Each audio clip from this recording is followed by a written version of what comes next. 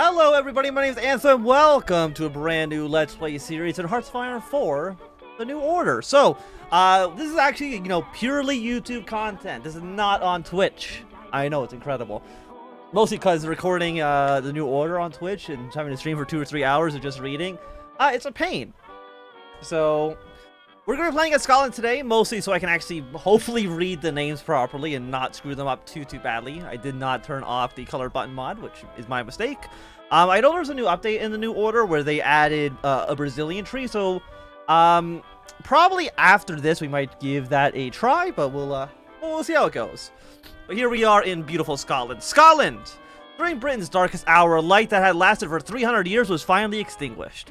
In its place, a new one had been ignited, one that had not seen a light for 300 years. Scotland had been formed out of a desperation by General Douglas Wimberley, the famed general of the 51st Highlanders, and John McCormick, the founder of the small Scottish nationalist party known as the Scottish National Party. Okay, fair enough. In the enduring chaos after the invasion, Scotland was flooded by refugees from England looking to run away from the regime propped up by the Germans.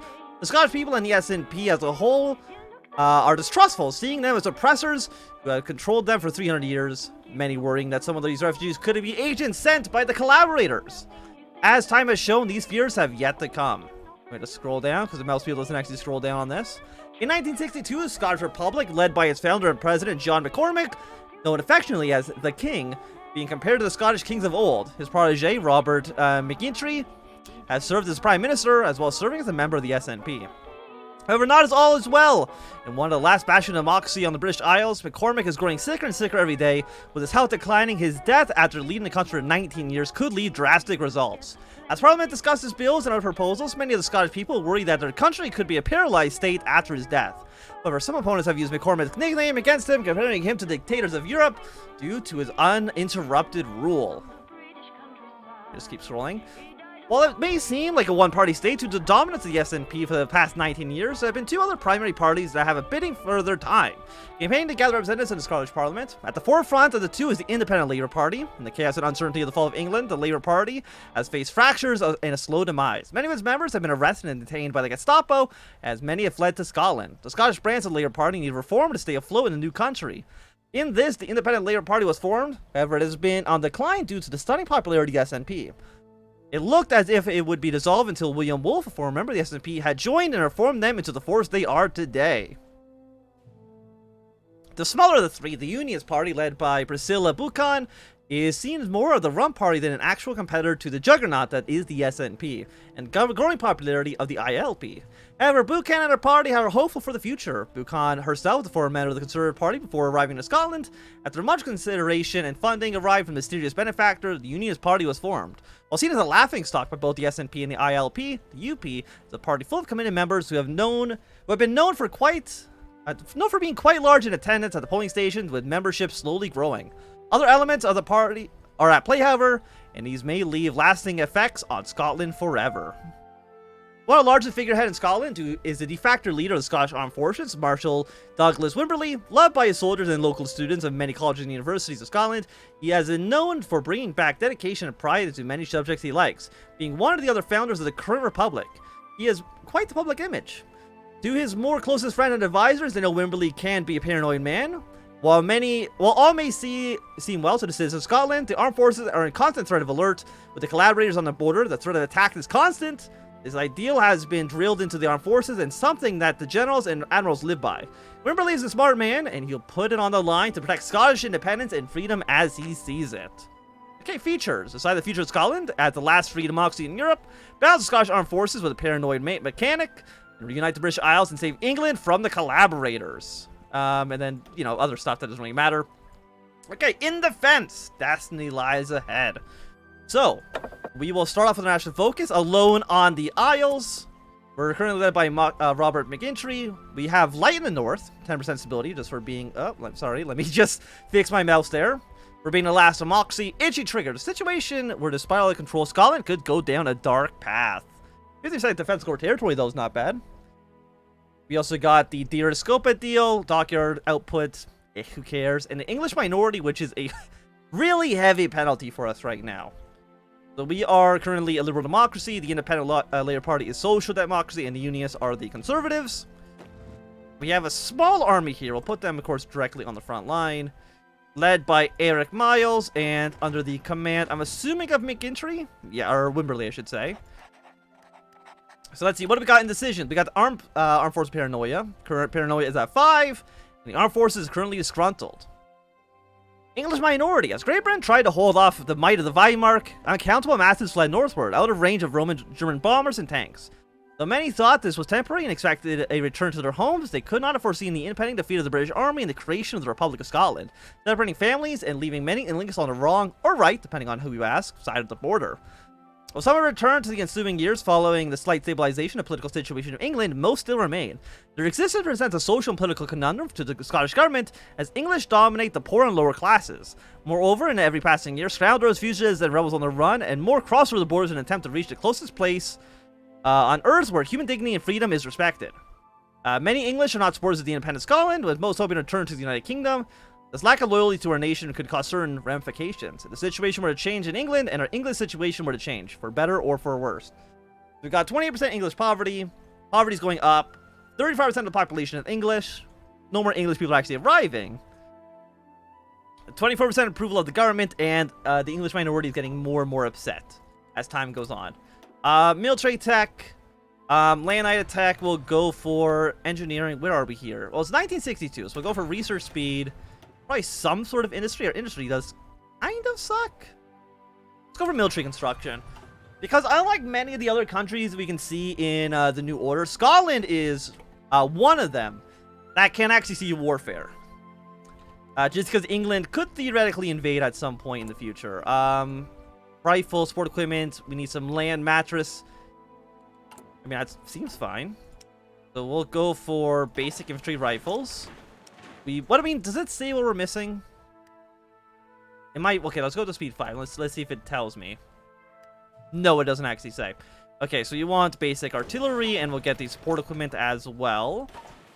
Dockyards, we'll go for 3 on convoys. The rest we're just going to throw into submarines, because submarines are usually just pretty good. Don't have any modules for that one, so yeah, we'll go with you. Put the rest of our factories there. No template for basic artillery. Are you not basic artillery? Is land mattress different than basic artillery? No, it's the same thing. I guess it doesn't actually on any of the armies. We have no units in basic training. We have 18,000 manpower.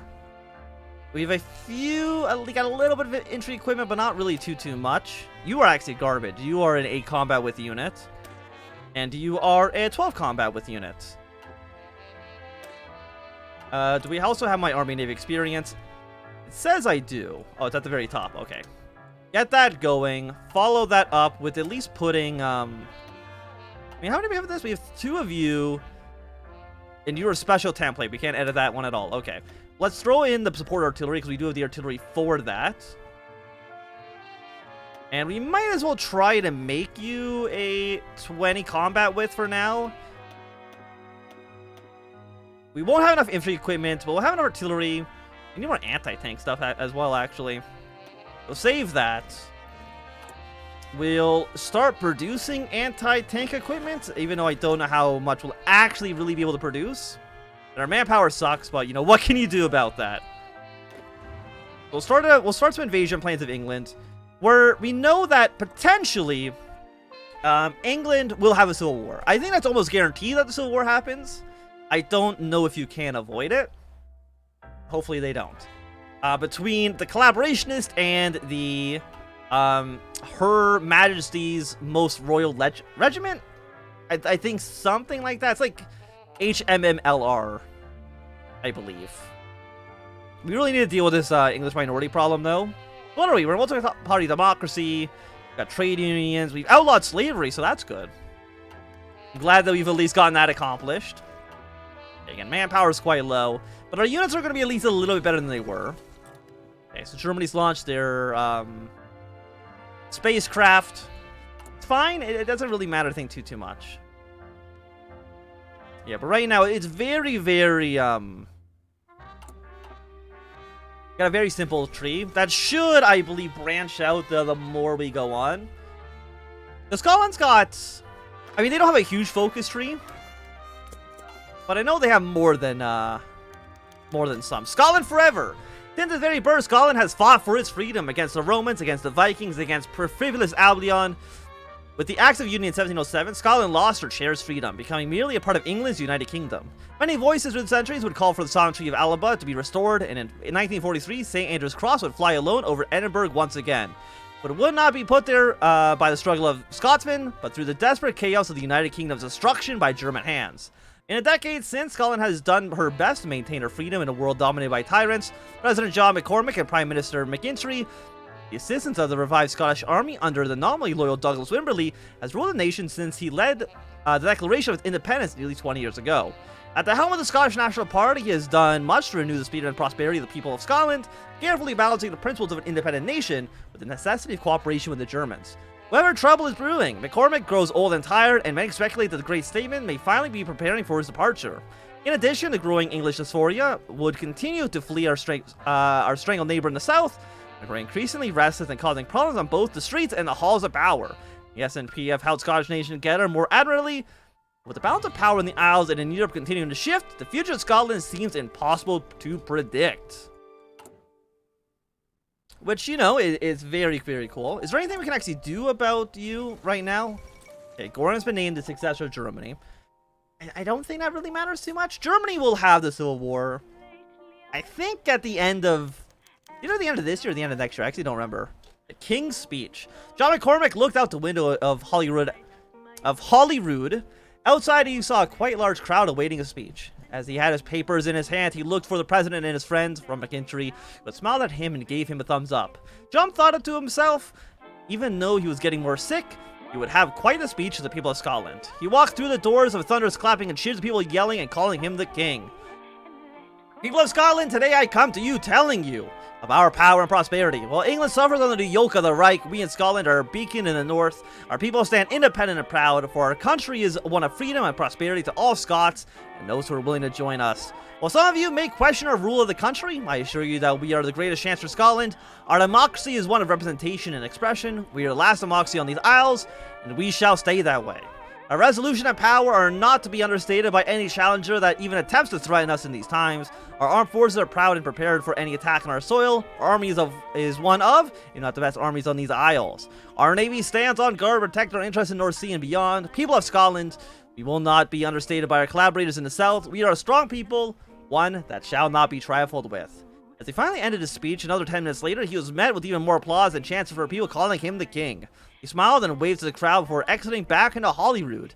As he walked in, many members of the SNP congratulated him on another great speech, including his friend Robert, who met him with a glass of whiskey. A cheer to Scotland! Nothing bad could possibly happen. So is Wales not a democracy? What is Wales? Wales is just a authoritarian, and then you are all, you're part of the Reichspakt. Well, not the it's called, what is it called? It's called the, Unheitspact. I'm not really too sure exactly what that translates to. Maybe somebody in the comments will be able to enlighten me.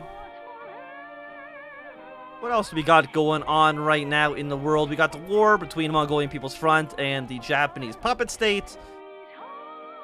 And then, yeah, you guys over here are fighting amongst each other, but I think that's really about it. I mean, we're still rather early into the campaign, so there's not too much going on in the greater world.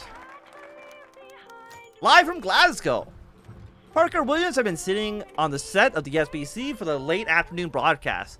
He had been reading through his script as technicians and producers ran across the set. Today was a very pivotal day for the station. It was the first color broadcast due to them being the only true free news channel here on the British Isles. Due to this, they needed to hold a very pristine appearance to their people and the rest of the free world. A producer ran past Parker telling them that he would be live in 15 minutes. Parker nodded and went back to reading a script.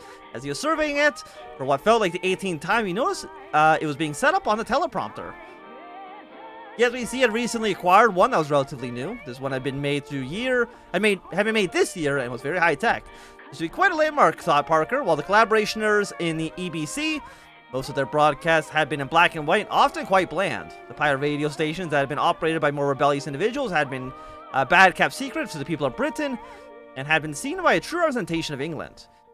Some one more time passed, and the producer came back around, telling him that since they had last talked, 12 minutes had passed. Parker regained his thought and told him that he was ready. He walked up to the set, sitting next to Davis Marsh, his co-anchor. Two men discussed the current events of the world and their plan for who would be speaking. The loud producer then asked for all technicians and other members to be quiet as Parker opened his mouth and they spoke. Hello, Scotland! Do we look different? I mean, they're in color now. Okay, let's do the aid of the English bill. The Scottish Paranoia. Scotland is a moxie of a precarious situation. Though there's always a threat of German malice crashing down on us. This is what the Scottish Armed Forces is constantly fearing. Since the onslaught that was stopped at the border and Scotland became independent, our generals have been worrying about a German invasion. They want to be prepared. The commander of the Armed Forces, Field Marshal Douglas Wimberley, has inherited his paranoid stance from his former British Army. He thinks the Weimar may strike any second and wants to apply this to every soldier. He wants the Armed Forces to be in an unbelievable state of complete build-up, always ready, and a force to be reckoned with. As long as Germany exists, that may prove to be a great problem for the government. If we let the Wimberley roam freely, he might consider fateful mistakes with the urge to overspend. Should the paranoia spread to the government, we will have a hard time with the military, which increasingly thinks the ruling party is working against Scotland and for Germany. We cannot allow the armed forces to reach a certain point with their fear that where it might get dangerous. Thus, the government must toe the line. The armed forces must be informed, but they may take this as seriously ill and retaliate. Treading carefully is the way to go. Do we have any actual decisions here? I mean, the armed forces still disgruntled, still a little paranoid. And a new Scottish Navy. Scapa Flow is one of the world's greatest natural harbors. Norsemen, Scotland, Englishmen have all taken advantage of the deep waters. And currently the Scottish fleet is the greatest in the Isles. The new Scots Navy, founded with the collapse of the Empire and the mutiny of a large section of the Old Royal Navy at the prospect of German rule, Operation Trebuchet, a collaboration between British, American, and Commonwealth forces, provided support for a large section of the Royal Navy to defect to Scotland. Many of these ships are indeed built for the great shipyards of the River Clyde, and Scotland provided a home for the British refugees who had crewed them. Our navy is built around surrounding the great carriers of the Empire, the NSS Illustrious and the NSS Unicorn. They are supplemented by the array of cruisers, destroyers, and submarines, many constructed by the NCSZ. Belfast shipyards are some of the largest in Britain, and while they may not be capable of supporting a large navy of their own, they are more than happy to accept our support of the seas. Friends of the British Isles are hard to come by, and may have to support each other through the troubled times of both German and Irish invasion. We can only hope that we will not need to use this navy. And of course, we do also have Cornwall right here, which is a direct puppet state of the German Empire. What are you guys doing? Forgotten allies. Can you help us? I don't actually remember if you can help us. You got stuff with Brittany, Norway. You're helping the English. But none of you are actually going to be helping me, the little Scotland, the little Republic of Scotland, who I would say actually needs your help, at least a little bit. It looks like our economy is doing fine. Income, annual revenues at $3.93 billion. 120 days. I really don't know if you need to really change too much what's going on there. Consumer goods are at 54%. We'll try to build some military factories probably up in the north, a little bit far away from England, in case of a ground invasion. But I'm hoping we should be more or less okay. How many troops does England actually have? 15 to 23, we have 5. Those are not great. That's not a great ratio. We want more troops on our side. Oh, you've actually, the Japanese faction's actually won over here. I think they usually lose, so congratulations to them on that one. The English Menace. Abby dropped her sponge back in the bucket as her husband's black car rolled into the driveway. He hasn't meant to be back for hours. Had something happened? Paul stepped out of the car, their eldest son George in tow. When George caught her gaze, he bowed his head shamefully and hurried back into the house. Sorry, Mama, was all he could say before the door slammed shut. Was he fighting again? She asked Paul, feeling her throat clench up. It's not his fault, dear. The other boys won't leave him alone. They keep accusing him of being a spy and forcing him to play as Eddie, so they can play Wimberley and beat on him. It wasn't fair, Paul had thought. Paul had fought in the same war, bled against the same enemy. He had half a mind that her daughter was right, hiding her Manchester accent, as she did behind a practice broke? I don't know really what that says. What's that you're cleaning? Paul asked, pointing to the sponge and freshly scrubbed plaster wall. Egg, Abby sighed. Feeling tears well in her eyes, she just wanted to go home. Why can't they just leave us alone? So we're getting picked on by the English. No, they are English and they're getting picked on by the Scottish. Okay, aid the English bill. Will we fail or will we help them? I'm not too sure. Let's find out. Another day in Parliament. A bill has been brought to the very floors of the Scottish Parliament. On these floors, only two parties rule, the Scottish National Party and the rivals, the Independent Labour Party. Both share Scottish nationalism, but have differing viewpoints on the country's procedures. This is what the officer sitting in the viewing area was written down in a journal to hand to his superiors. The officer personally hated the boring procedures of the government, and would much rather be out in the Highland training or running war games. Last, he was stuck watching and taking notes. The bill on the floor was to revive the English minority that fled Scotland on the last days of the Second World War. The United Kingdom fell apart under the yoke of the German war machine. The SNP was against the bill, citing security reasons. What if one of the Anglos had an allegiance to the collaborators and now was receiving an extra flow of money to finance them? The officer wrote that down. The Grand Marshal was sure like this, he thought to himself. The ILP fired back, saying that if Scotland wants to become more unified, they need to start helping the Anglo population to gain support. The officer remembered that the ILP had been fighting a losing war against the SNP for the past 10 years. The leader of the opposition, William Wolfe, the former member of the SNP before he left due to disagreement about Labour parties. The officer wrote down the name and then circled it. Discussion went on for a few more hours as the Parliament broke for lunch. At this point, the officer was allowed to leave and head back to the barracks. He was relieved to be able to leave. Another officer would come in and take notes for the last part of the session. The officer just needed to deliver the notes. The day's adjourned. But I think with that, it's going to be a good time for us to end this very first episode of the New Order Scotland. So thanks everybody for watching. If you enjoyed, my thumbs up. If you want to see more, subscribe. Wait, I've already forgotten. It's been so a while since I've done my outro. I've kind of forgotten how it goes. But thanks everybody for watching. If you enjoyed, my thumbs up. Not enjoy, click thumb down. If you want to see more, subscribe. And goodbye.